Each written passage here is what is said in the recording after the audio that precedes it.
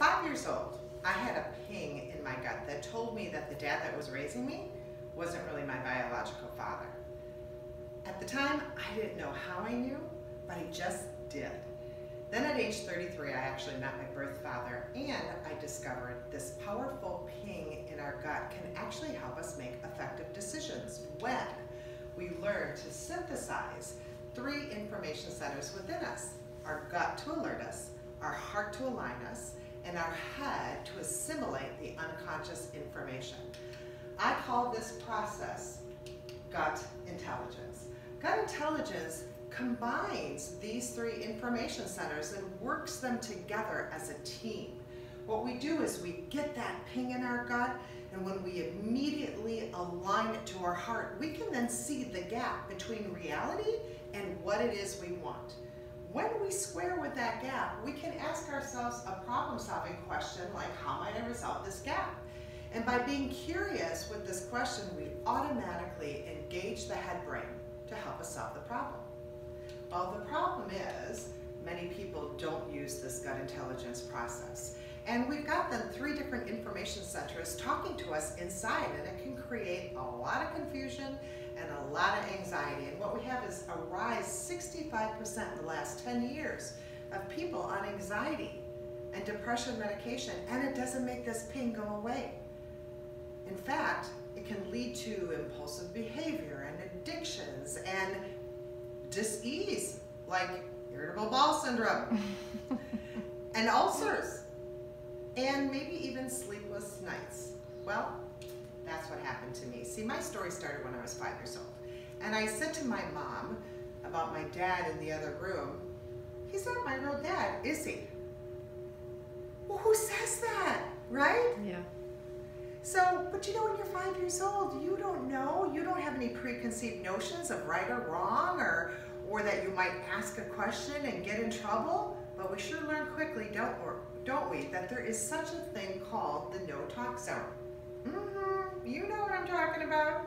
When you try to talk about it, you get met with denial, dismissal, and demeaning remarks that can actually suck the power right out of your gut, get your head spinning, and make you doubt where you once knew.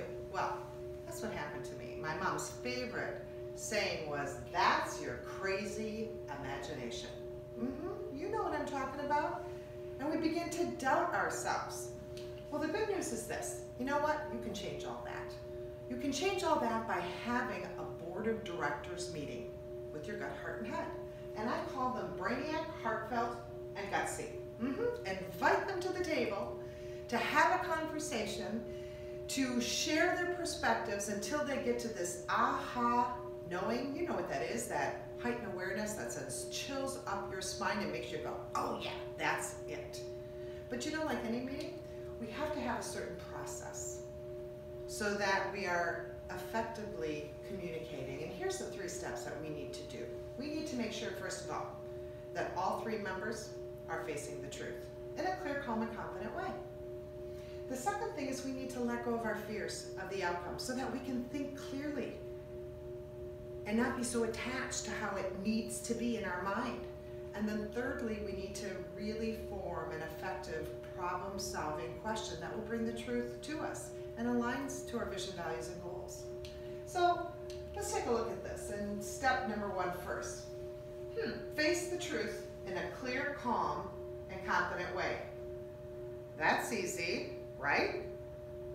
Well, no, that's like the hardest part, right? How do we face the truth in a clear, calm, and confident way? Well, we've all done this before where we didn't.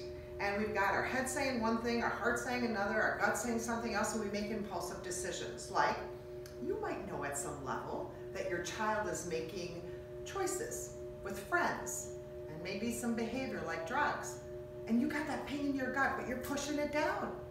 And to the point where you want to ignore the bird in the bush, or you get so upset you want to kill the bird in the bush. And that's not very effective, right? Or maybe you're listening to the impulse of your heart. You know, you saw that thing you wanted to buy, or you wanted to do that thing, but you knew long term it didn't really make sense, but you did it anyway, and now you're paying for it over and over again, maybe in charge cards, or maybe in child support. Or maybe you're the one that makes these decisions from a very safe place, in your head. You know, it's logical, it's secure, maybe it's a relationship you're in, maybe it's the job you're in. But you know that's not your definition of love or success, but you're doing it anyway. But every morning your gut and your heart is telling you it's not right for you as you're talking to that spigot in the shower. Well, the way to get these three information centers in sync so they're talking together is just really one key, and that's deep breathing. See, research tells us that when we breathe 20 minutes a day, we can actually change our brain. Yeah, and a lot of great things happen from that. Number one, we change it from this busy, chattering beta to this calm alpha state that actually syncs up the gut, heart, and head and gets them communicating through the vagus nerve. The other thing is we open up the corpus callosum, which is this bridge in our brain, so that we can use the left and the right hemisphere of our brain, an upper brain thinking that has logic, language, creativity, problem solving, and intuition. It also shrinks that amygdala in our brain, which is that part of our brain that sends us into fight and flight, and all we can see is either or, this or that. Now we can see more possibilities, where we couldn't before.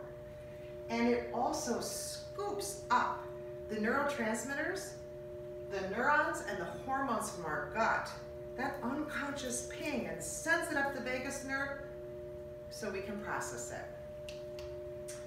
Well, here's the hard part about that. Once we get this all in sync with one another, not only are we facing the truth of the situation, but we begin to face the truth about our own fears. And this is where we have to do step number 2, is we have to face the truth about our fears and let go of them and the outcome in order to allow the truth to come to us in terms of what we need to do or say. So we need to look at what are these things we say to ourselves where we say, I can't bear this outcome. What is that for you? Is it someone's defensiveness, dismissal, denial, anger, abuse, a loss of a relationship, money or job that keeps you thinking, ooh, I can't say that, I can't do that, because if I do, this will happen. So then we just don't do it, and we push it down. Or maybe what we do is we just decide to try not to think about it, and we escape these fears with drinking, drugs, binge shopping, binge eating, yelling, busyness, threats, cutting somebody off, withholding. Makes us feel powerful for a moment, right? But the pain doesn't go away. Or maybe we just try to make a decision, you know, in one of these 4 very common ways but ineffective ways. We get into analysis paralysis, thinking that the answers are on an Excel spreadsheet, always trying to figure out what's the best outcome. Maybe we, I'm going to do Pollyanna positive, and I'm just going to have a great attitude, and if I project that, everything will go away. Not so much. Or maybe we just flee from the situation altogether because it's like, it's not going to do any good if I try to do or say anything anyway, so I'm just going to run away. Or maybe what we try to do is we force our will on somebody. You know, ground them, don't talk to them, scold them. Might change it for a while, but the old behavior comes back again and again and again.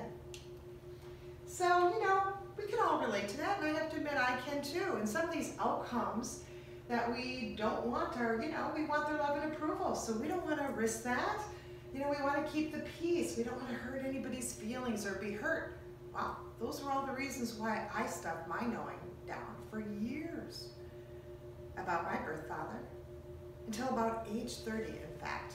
And I realized that this tendency to not listen to this ping in my gut and instead to try to manipulate and control these outcomes that I wanted got me living a life that I didn't love with people that I didn't really want to be with. So I quit my job and finally started having the conversations I really needed to have in my second marriage, which I was a little afraid to do. And since I didn't have a job and my husband wasn't talking to me anymore, I decided, you know what? I'm going to spend more time in meditation. So I did. And when I did, I finally faced my fears. And I realized that I can let these go. And I can desire the truth more than a specific outcome. I let it be whatever it's supposed to be. Well, when I did that, finally truth found me in the middle of the night. Yeah, in my dreams. This dream I had over and over and over again, where I was 5 years old. I was coming from the back room of my grandmother's house up north, and I heard my mom in the kitchen. So I turned the corner and I walked into the kitchen, and there she was holding hands with a man. Now, I was having these dreams when I was about 30, and interestingly, this man looked a lot like my brother, so I couldn't figure it out. My brother was just about a year older than me. And when my mom saw me in the dream, she would yell at me, "Get back to bed!" And I would wake up in a sweat. So I knew the dream was trying to tell me something, and I had to spend more time in meditation and be more curious about what that was. Which brought me to step number 3. What we need to do is focus on a problem-solving question so we can align our heart's desire to our vision, values, and goals. And again, I had to remove all of my fears of the outcome and desire more than anything truth itself. So truth itself, when we desire it, you know, it's just a whole total change in mindset. You can feel the openness, you can feel the curiosity.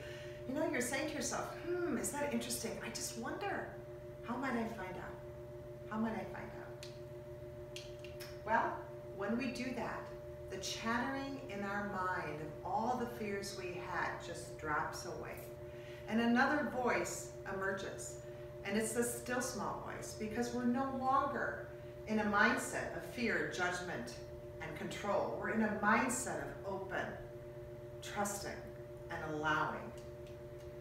So when that happened, interestingly, I heard to go to the basement and find this little box that had my my father that raised me, his blood type on it. I found out that he was a positive blood type and I was AB negative, and my mom was positive, so I knew he could not be my father. I approached my mom. She eventually told me her story. I met my birth father. We did have DNA testing, including my brother, and we were both his children. And I did meet my sister, who was 4 years older than me. Shortly after I met her, she told me the story about a time when her dad got in a terrible car accident.